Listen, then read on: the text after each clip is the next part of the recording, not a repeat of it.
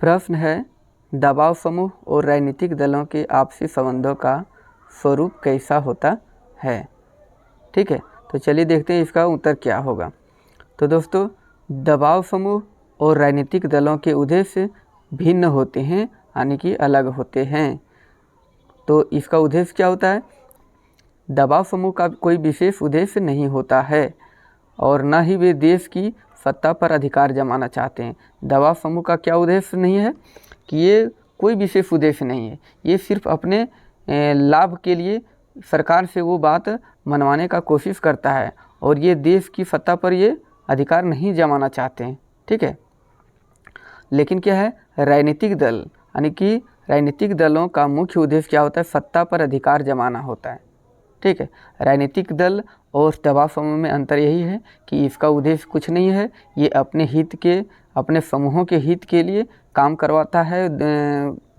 क्या है, राजनीतिक दलों से बात मनवाता है, सरकार से बात वो मनवाता है, लेकिन इसको क्या है कि राजनीतिक अधिकार जमाना इसका उद्देश्य नहीं होता है।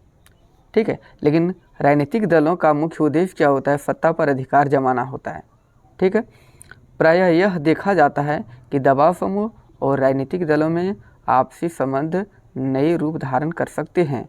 ठीक है, जैसे कई बार क्या होता है, कई बार बड़े आंदोलन राजनीतिक आंदोलन का रूप धारण कर लेते हैं। ठीक है, बड़े आंदोलन क्या होता है? राजनीतिक रूप धारण कर लेते हैं। कई बार क्या होता है, कई बार दबाव समूह राजनीतिक दलों द्वारा ही बनाए जाते हैं, जिसकी बागडोर किसके पास होती है? राजनीतिक दलों के हाथों में ही होती है। कभी कभी राजनीतिक दलों को दबाव समूह के माध्यम से नेता भी मिल जाता है। ठीक है, राजनीतिक दल के लिए नेता कहाँ से मिल जाता है? दबाव समूह में हो जाता है। जो बढ़ चढ़कर हिस्सा लेते हैं दबाव समूह में, ठीक है, वो नेता बन जाते हैं बाद में। तो कुछ विषयों में आंदोलन समूह द्वारा कुछ नए मुद्दे उठाए जाते हैं। ठीक है, और उन मुद्दों पर राजनीतिक गतिविधियां बननी शुरू हो जाती है। ठीक है, अर्थात दबाव समूह द्वारा उठाया गया जो मुद्दा होता है राजनीतिक बन जाता है, यानी राजनीतिक दलों द्वारा इस मुद्दे को बढ़ा चढ़ाकर फिर रखा जाता है और वो सरकार को वो बात माननी पड़ती है। ठीक है दोस्तों।